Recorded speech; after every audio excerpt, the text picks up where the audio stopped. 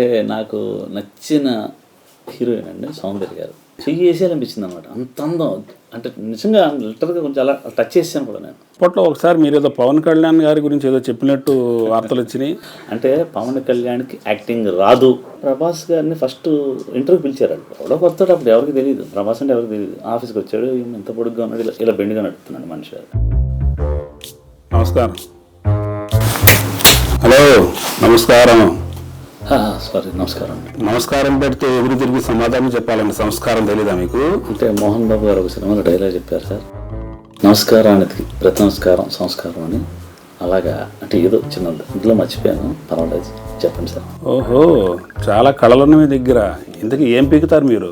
అంటే కళాదర్శకుడిగా చాలా పీకాను సార్. ఒక 80 సినిమాలు డైరెక్టర్గా చేశాను. ఒక సినిమా డైరెక్షన్ చేశాను, రైల్వే స్టేషన్ అని. సినిమా ఫీల్డ్లో పీకుదామని వచ్చాను సార్. చాలా పీకుతానే ఉన్నాం. అయినా మీరేంటి సార్ డిఫరెంట్గా అడుగుతున్నారు ఏంటి? రెగ్యులర్గా అడిగితే ఏముంటుందండి, మీలాంటి వాళ్ళకి కొంచెం టిపికల్గానే అడగాలి. అయితే మనం ఎక్కడి నుంచి వచ్చారండి ఇంతకీ? మనం హైదరాబాద్కి. అది సొంతూరు భీమవరం అండి. ఓహో, భీమవరంలో సర్కార్ ఎక్స్ప్రెస్ ఎక్కేసి ఓకే, మెడ్రాస్లో దిగిపోయానండి. అలాగా?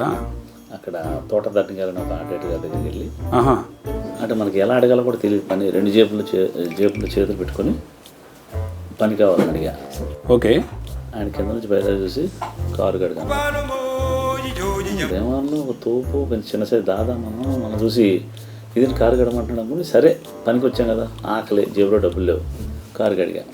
ఆయన లోపలికి వెళ్ళాడు, టిఫిన్ చేసాడు, బయటకు వచ్చాడు. సార్ వెళ్ళిపోతున్నారు నా పని గురించి, కారు కడిగామని కడిగాను. చూశాడు కారుని, ఇంత మట్టి తీసి కారు మీద ఏం కడుకుని బుద్ధి ఉందా లేదని కారు కడిగా అని తిట్టి వెళ్ళిపోయాడు. ఈసారి ఏమన్నా అర్థం కాల.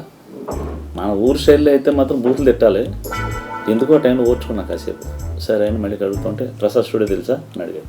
తెలియదు సార్. అక్కడికి వచ్చాను, వెళ్ళిపోయాడు. ఆకలి, జేబులో రూపాయి లేదు. అక్కడి నుంచి 5 కిలోమీటర్లు నడుచుకుంటా, ప్రసాద్ స్టూడియో ఎంగే ఎప్పుడు పోను, ప్రసాద్ స్టూడియో ఎంగే అని అందరూ అడుగుతూ నడుచుకుంటే వెళ్ళాడు. అక్కడికి వెళ్తే అక్కడ కూర్చొని ఉన్నాడు. రాగానే చూశాడు, టిఫిన్ చేయి ఫస్ట్ అన్నాడు. అబ్బా, ఇంత పొంగల్ సాంబార్ వేసారు, మెడ్రాస్ కదా, గబగబా లాగించాం.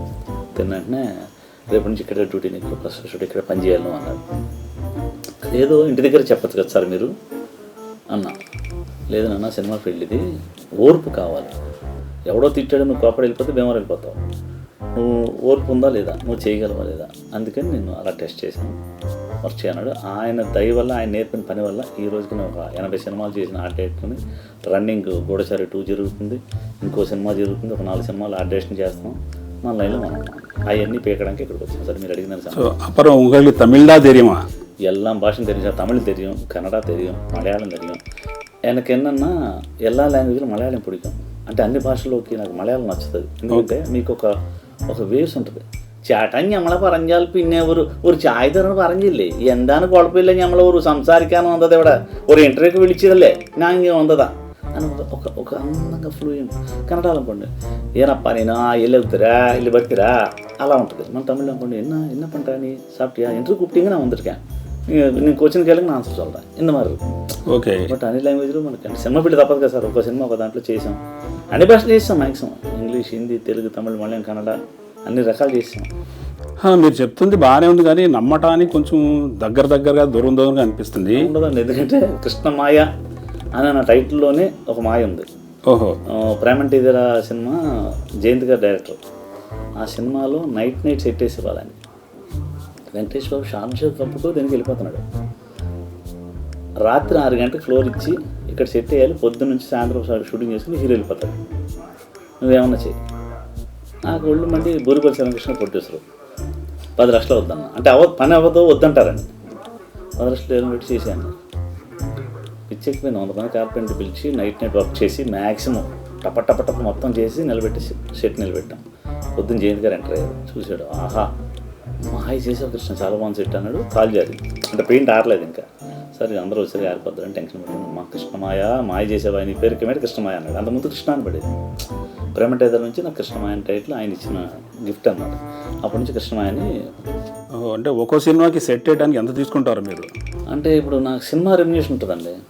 ఓకే. ఒక సినిమాకి 10 లక్షలు 12 లక్షలు రేంజ్, ఆ సినిమా హీరో బట్టి పని బట్టి 20 లక్షలు 25 లక్షలు అలా ఉంటుంది. ఇంకా అది కాకుండా సెట్ వైజ్ వాళ్ళు ఖర్చు పెట్టుంటారు. ప్రొడ్యూసర్ ఇష్టం, ₹1,00,00,000 ఖర్చు పెడతాడు, ఒక ప్రొడ్యూసర్ 50 లక్షలు ఖర్చు పెడతాడు, ఒక ప్రొడ్యూసర్ 20 ఖర్చు పెడతాడు. అలా ఇప్పుడు మన గూఢచారి 2 అని జరుగుతుంది, అడవిశేష్ గారి హీరో. అది మంచి ఎక్స్పెన్సివ్ సినిమా, ఒక ఇంగ్లీష్ సినిమా రేంజ్లో తీస్తున్నారు వాళ్ళు. అంటే వాళ్ళ ఇష్టం, అది పీపుల్స్ మీడియా కంపెనీ మంచి ఒక అద్భుతంగా వాళ్ళు డైరెక్టర్, కొత్త డైరెక్టర్ అయినా కూడా ఆయన మంచి థాట్స్ చాలా బాగున్నాయి వాళ్ళు. అంటే కెమెరామెన్ సూపర్, వాళ్ళందరూ అంటే ఒక బ్యాచ్, ఒక టీం వర్క్ అండి. అంటే పిచ్చి పిచ్చి కలర్స్ లేకుండా మెన్ ఇన్ బ్లాక్ సినిమా ఎలా ఉంటుంది ఆ రేంజ్లో కలర్స్ ప్యాటర్న్ అంటే వాళ్ళకి ఏం కావాలో చేసేవాళ్ళు. నేను రెడ్ కలర్ వేస్తుంటే వాళ్ళు ఒప్పుకోరు, వాళ్ళు ఇచ్చిన కలర్ ప్యాటర్న్లోనే మనం వెళ్ళాలి. ఓకే. అలా ఒక్కొక్క సినిమాకి ఒక్కొక్క థీమ్ ఉంటుంది అన్నమాట. అంటే పూర్వం ఈ పౌరాణిక సినిమాలకు వెళ్ళినప్పుడు అది ఆ ఈస్ట్మన్ కలర్స్ పిచ్చి పిచ్చి రంగులు, అంటే అదొక స్టైల్ అప్పట్లో. ఇప్పుడున్న ఫ్యాషన్ ఇప్పుడు ఇలాగా. ఇప్పుడు చూడండి, ఇప్పుడు మీ ఇంటర్వ్యూలో మీరు ఒక డిఫరెంట్ గెటప్లో ఉన్నారు. అంటే అసలు ఇప్పుడు నేను ఇలాంటి గెటప్ చూడడం ఫస్ట్ టైం. ఓకే, బాగుంది. అంటే అలా ఏదో వెరైటీ సంథింగ్, అందరూ ఒక్కొక్కళ్ళు ఒక్కొక్క కాన్సెప్ట్లో వెరైటీగా వెళ్తున్నారు. అంటే మీ గెటప్, మీ బిహేవియర్, మీ బాడీ లాంగ్వేజ్ చూస్తే కొంచెం ఆర్టిస్ట్ కూడా లోపల ఉన్నాడని అనిపిస్తుంది నాకు. చేశానండి ఈశ్వరుడు, ప్రభాస్ తోటి ఈశ్వర్లో మొత్తం త్రూఅవుట్ వేషం. అది ఎలా జరిగిందంటే, ప్రభాస్ గారిని ఫస్ట్ ఇంటర్వ్యూ పిలిచారు. అదే మన జయంత్ గారు, అశోక్ కుమార్ ప్రొడ్యూసర్, ఈశ్వర్ సినిమా. ఎవడో కొత్తాడు, అప్పుడు ఎవరికి తెలియదు, ప్రభాస్ అంటే ఎవరికి తెలియదు. ఆఫీస్కి వచ్చాడు, ఇంత పొడుగ్గా ఉన్నాడు, ఇలా బెండుగా నడుపుతున్నాడు మనిషి గారు. జయంత్ గారు, కృష్ణ ఈ అబ్బాయి నువ్వు తీసుకెళ్ళి, సిగ్గుపడుతున్నాడు, ఫస్ట్ నువ్వు అతను కలిసి తిరిగి అతనికి ఒకలాంటి అసలు బాడీ లాంగ్వేజ్ ఏంటో కనుక్కొని నాకు వీడియో తీసి పంపించాడు. Jawahar Reddy cameraman. Okay. Video తీసుకుని వెళ్ళాం, ముగ్గురు రోడ్డు మంచి ఉంటాం. ప్రభాస్ గారు ఆ అమ్మాయి చూస్తా అమ్మాయిని ఐ లవ్ యూ చెప్పండి కొన్ని అంటే, సార్ కొంచెం కొడతారు సార్, ఏంటి సార్ మీరు అన్నాడు. సార్ నేనే అమ్మాయిని బుక్స్ పట్టుకొచ్చాను, నాకు ఐ లవ్ యూ చెప్పండి సార్, అందరూ చూస్తున్నారు సార్. ఇప్పటికీ ప్రభాస్కి సిగ్గాను, ఇంకా చాలా సిగ్గనమాట. అలా చేసి చేసి చేసి చేసి ఆయన ఏమైందంటే, సినిమా ఓకే బాగుంది, వీడియోలన్నీ బాగున్నాయి. ఆయన ఏం చెప్పి ప్రభాస్ గారు, సార్ ఆర్ట్ డైరెక్టర్ గారు అయినా ఈయన కూడా ఒక వేషం వేసాను సార్, పక్కన నాకు కొంచెం సపోర్ట్ కింద ఉంటాడు. దాంతో ఈ షోలో వేషం పెడతాను. వీర వెంకట కనుక మహాలక్ష్మి పెద్ద ఫేమస్ అండి ఆ సినిమా, మీరు చూసే ఉంటారు. ఓకే. దాంట్లో ఆర్టిస్ట్గా మంచి ఫేమస్. అప్పట్లో ఒకసారి మీరు ఏదో పవన్ కళ్యాణ్ గారి గురించి ఏదో చెప్పినట్టు వార్తలు వచ్చినాయి. అంటే పవన్ కళ్యాణ్కి యాక్టింగ్ రాదు అన్న కృష్ణమాయ ఇదే టైటిల్ వేసారు. తర్వాత ఏం చెప్పినా ఎవరికి చెప్పలేదు. ఊరు నుంచి ఫోన్లు వచ్చి కాకినాడ నుంచి ఒకడైతే, ఏండే కృష్ణమాయ గారు ఎక్కడ ఉంటారు మీరు? ఎవరండి మీరు? నాకు అర్థం అవుతుంది. ఎవరైతే నీకు ఎందుకు లేరా, ఎక్కడ ఉంటావు? రెండోసారి రా, పోలీసులు అంటారు. మూడోసారి కొడగా నువ్వు అసలు ఏంటి హీరోని తిడతావా? ఒరే ఇంటర్వ్యూ ఇంకా వస్తుంది రా, ఇంకా ముక్కేసి వదిలేసారా, తర్వాత చూడరా అంటే, అబ్బే పచ్చి బూదులు అనమాట. అయిపోయిన తర్వాత ఇంటర్వ్యూలు ఏంటంటే, పవన్ కళ్యాణ్కి యాక్టింగ్ రాదు, ఆయన జీవించాడు ఆ క్యారెక్టర్లో. మన వకీల్ సాబ్ అండి, దాంట్లో ఒక పెద్ద డైలాగ్ పట్టుకొని, అంటే మా అబ్బాయి దాంట్లో వన్ ఆఫ్ ద క్యారెక్టర్ విలన్లో ఒకడు. ఆ కోర్ట్ సీన్లో పవన్ కళ్యాణ్ గారు ఒక పెద్ద డైలాగ్ ఉంటుంది, అది ఇలా చూసుకుని అక్కడ పాడేసేసి 2 నిమిషాలు అటు ఇటు తిరిగి రెడీ అన్నాడండి. ఈ మావాడు అనుకుంటే, అబ్బో ఇది ఒక 20 టేకులు పడతారు అనుకున్నాడు మావాడు. మా అబ్బాయి చూస్తే అసలు ఒకే టేక్, ఓకే 2 సెకండ్ తెలియదు, అంత పెద్ద నందో పీక్తో అది పెద్ద డైలాగ్ ఉంటుంది. అంతా క్యాజువల్ చేశారు. మావాడు అప్సెట్ అయిపోయి, ఇలా అంత డైలాగ్ వీళ్ళు ఇలా చెప్పేస్తున్నారు, మనం ఏంటి, మన ఫ్యూచర్ ఏంటి, మనం ఇంకెంత నేర్చుకోవాలి, ఏం చేయాలి ఇలాంటి ఆర్టిస్ట్ని చూసి అని ఫీల్ అయ్యి వచ్చిన డైలాగ్ నేను రివర్స్ చెప్పాను అనమాట. పవన్ కళ్యాణ్ యాక్టింగ్ చేయలేదు, ఆ క్యారెక్టర్ జీవించాడు అతను. అంటే లాయర్గా ఫీల్ అయ్యాడు, ఒక మందు తాగేసి ఒక అప్సెట్ అయిపోయిన లాయర్ ఎలా ఉంటాడు, ఆ క్యారెక్టర్ ఇన్వాల్వ్ అయిపోయాడు. ఇప్పుడు మొన్న హరిహర వీరమలు పనిచేసామండి. దాంట్లో ఒక గుర్రం మీద నుంచినామని కింద నుంచి ఎగిరి తన్నాలి, డూప్ వేసుకుంటారు. ఫైట్ మాస్టర్ ఉన్నాడు, అవును నేనే చేస్తాను అన్నాడు. ఓకే. అసలు వద్దు సార్ హైట్ కొంచెం చెప్పుకొని ఇల్లు అన్నాడు. నిజంగానే వేసాడు, పక్కకి వచ్చాడు, కాలు వేసాడు, స్టూడియో ఎక్కిరి తన్నాడు, బాగానే ల్యాండ్ అయ్యాడు, కానీ కాలు పట్టేసి okay short okay okay okay okay okay అన్న. పక్కన కూర్చుంటా పెయిన్ ఇలా పాముకుంటున్నాడు, ఆడ అసిస్టెంట్ వచ్చి స్ప్రే కొట్టాడు, అయిపోయింది. ఈయన మానిటర్ చూసుకున్నాడు, లేదు 1 మోర్ చేద్దాం. ఈయనే డైరెక్టర్కి ఓకే, ఫైట్ మాస్టర్కి ఓకే, పవన్ కళ్యాణ్ లేదు 1 మోర్ చేద్దాం, నాకు చిన్న టచ్ అవ్వలేదు, కాలు ఇక్కడ దాకా వచ్చింది. లేదు బాబు సౌండ్ పడితే సరిపోద్ది అని ఫైట్ మాస్టర్ విజయన్ గారు, లేదు 1 మోర్ చేద్దాం.